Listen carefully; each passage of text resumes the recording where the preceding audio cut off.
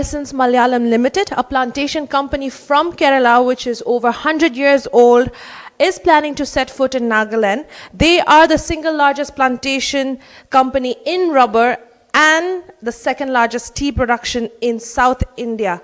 Now, the Vice President, Biju Panikar of Harrison's Malayalam Limited told media persons today at Hotel Akasha, Dimapur, that the company, along with Toka Multipurpose Cooperative Society, plans to help farmers and create a friendly market for the farmers and the business here, especially to help the farmers. Let's have a look at the press conference. I'm Biju Panikar. I'm the Vice President for Harrison's Malayalam Limited.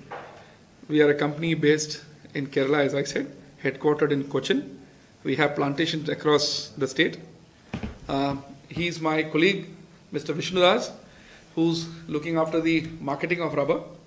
And these two gentlemen sitting on the other side are our associates who grow pineapple for us. He's Biji Manjikundel and he's Mr. Xavier. We are from a company called Harrison's Malayalam Limited, which is a plantation company out there in Kerala. It's a 100-year-old company.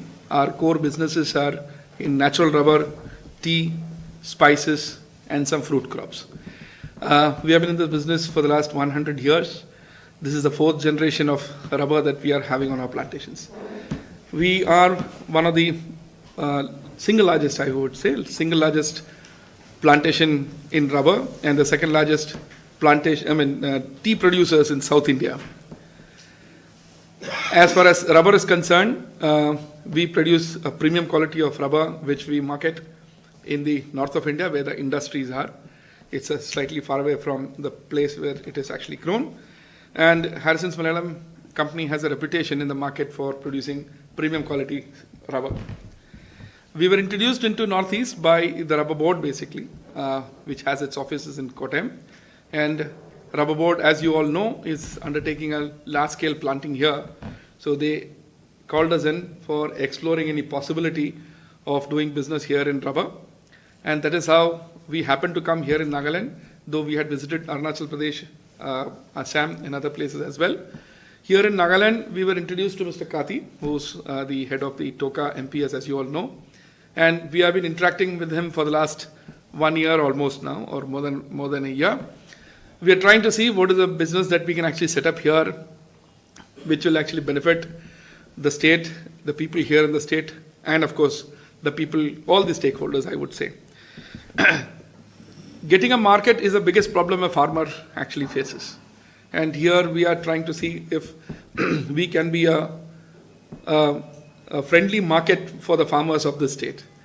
Once we start buying the rubber here, it would actually set in motion a chain reaction kind of a thing where the farmers will start producing rubber because we have seen that there is a lot of rubber which needs to be tapped and the trees to be exploited. People probably do not have the wherewithals and the knowledge of tapping those trees. So once the market is at their doorstep, giving them a fair and a reasonable price, it would actually trigger in the tapping of the trees. And of course, we will help the farmers to carry out the tapping in the most scientific and the progressive manner possible that we have been doing in our plantations for the last so many years. That is what actually the rubber scene would be. Quality of rubber is very important. I think that's a message that this press should carry to the farmers, that today the awareness about quality here in the state is very, very low, very poor, for reasons best known to all of us, saying that people are not exposed to these things outside. So people like us, when they come into the state, we will bring in a lot of emphasis on quality. We will talk about what quality rubber should be and what is the grade of rubber that the farmers should produce, which will be sold easily into the market without too much of trouble for the farmer as well. So these are things which we intend doing, coming here into the state and working closely with the farmer groups through, of course, the Toka Society, which has been here for a very long time. Part two is basically getting into the fruits business. I mean, if there is possibility of exploring fruit cultivation here, as a first step, we have got the pineapple cultivators with us. To the right and left side of mine, these are two gentlemen who have come along with me from Kerala.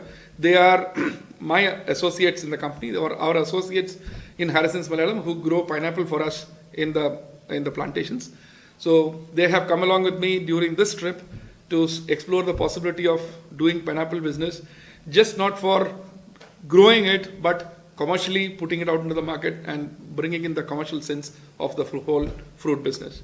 So this is what our aim of coming into the state was, and we are fortunate that we have found someone like Mr. Kati, who's the head of Toka Society, as you all know, who's very progressive in his thinking, and who has very good connects with the farmers here in the state, and also, he's well known across all the state of the society. So we have been fortunate to be associated with him also, is what it is. From the data that we have got, the potential looks extremely good. In a sense, you have a lot of trees here. From the data that we have got, it looks like that, about 86 lakhs or trees are there in the state, of which only about 25% is being tapped. So those are data which is available with the Land Resources Department and probably the Rubber Board. There could be more is what the guess is. So that is what the numbers we are looking at. So if these trees were to be tapped and the produce come into the market, there's a huge, I would say, a gold mine that you people are sitting on. So there's definitely a huge potential that's available here in the state. Will the government be involved in this? Are you planning to involve any government, or is it solely for Toka enterprises? We are a private organization. So the thing is, as of now, we have been only talking to Toka. Yeah, if the government is ready to help us in any manner that we come and do business here, there is no reason why we should not take their help and be associated with them as well. What scale are we looking at? I mean, sky's the limit.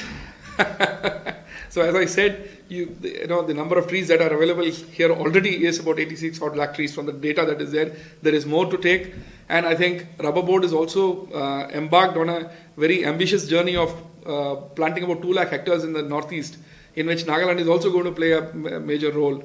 So there is going to be planting happening that way also. So 86 lakhs would be just the tip of the iceberg. I mean, you could have more numbers from there. So I really don't know what the potential is. Only thing is, once we are here, getting into the ground and walking the what should I say, distances, we will know what the potential is. But definitely there is a lot to be taken.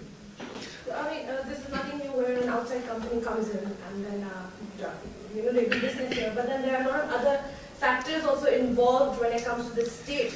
How is the company going to tackle such factors? Yeah, that's why we have a partner in a local person, in Mr. Kati, who would, in fact, our discussions mostly has been on those lines, saying that the local issues need to be kind of addressed through him. And of course, like what you asked me, the first question was, will you be working with the government? And if the government is actually giving an environment for the outside business to come here and carry out the businesses, yes, why not? I think those are the two things which we also are banking on.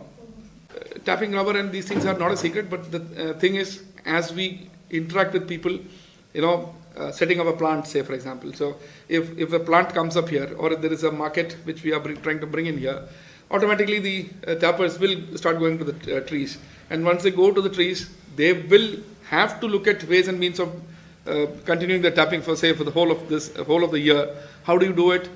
There will be some technicalities that will be required to do, so we will definitely assist them when it comes to that. Well, the farmers have already been tied up with other companies also. So how are you going to come in?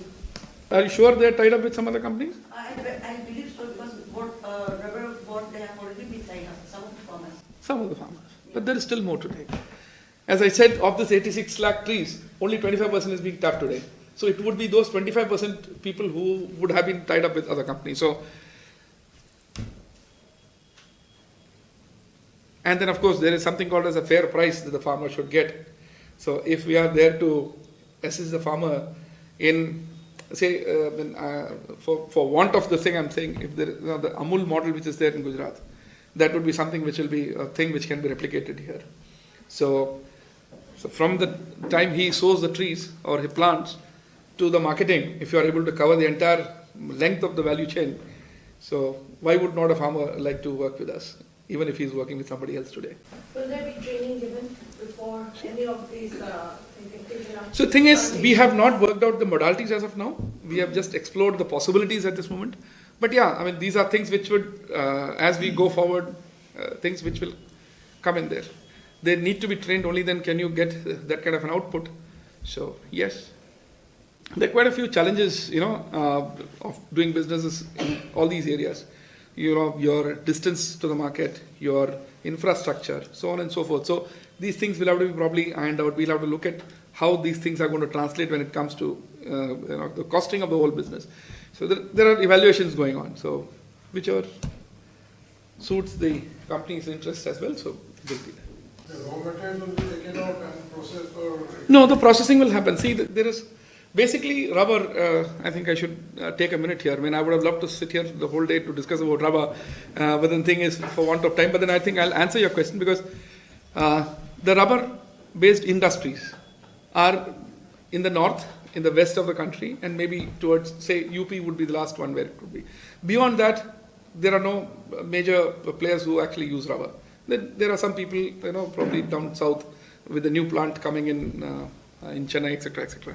So they require rubber, which needs the first level of processing at the source. In the sense, if you have farmers here, the farmer will not be able to sell his produce to the end user. It has to be processed into a raw material that will be used by the industry. So that processing will happen here.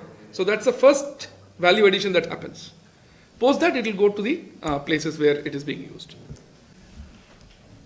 Growers and tappers are the Same, they are same. They are same. We use the term tappers basically because they are growers and they tap the tree. In our company, we have permanent workers whom we call tappers. So growers and tappers, I mean, I meant the same. We happened to meet the horticulture department here in Nagaland. We had visited them, and they gave us a very encouraging information about the pineapple cultivation that can be done in the state. You are actually producing a particular variety, and the pineapple grows very well here in the state, is what it appears. So we are also planning to take the first step of trying to cultivate here, the pineapples here in the state. And what about coffee? Since it's the largest now over there, please. So are you planning for any coffee plantation over here? Right now, as I said, rubber and a few fruits will be the first step. We'll pilot it, and in the meanwhile, I mean, if these things, of course, you are right, Nagaland grows a lot of coffee. So as we go by, we'll explore more crops. I mean, there's a lot of potential. You have a lot of land, and you have a good weather, which can actually grow a lot of fruits and other cash crops. So certainly. But right now, we are only talking about, I'm sorry, just a second, we are only talking about rubber and some pineapple grapes. When it comes to marketing, especially from here, there's a huge gap with regard to packaging, transportation.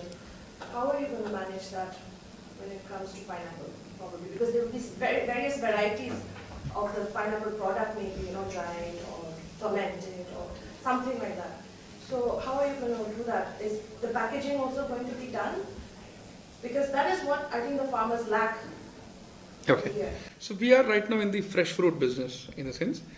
We are not involved in the processing or any other preservation kind of a thing. So it will be the fresh fruits which will be transported out of the state.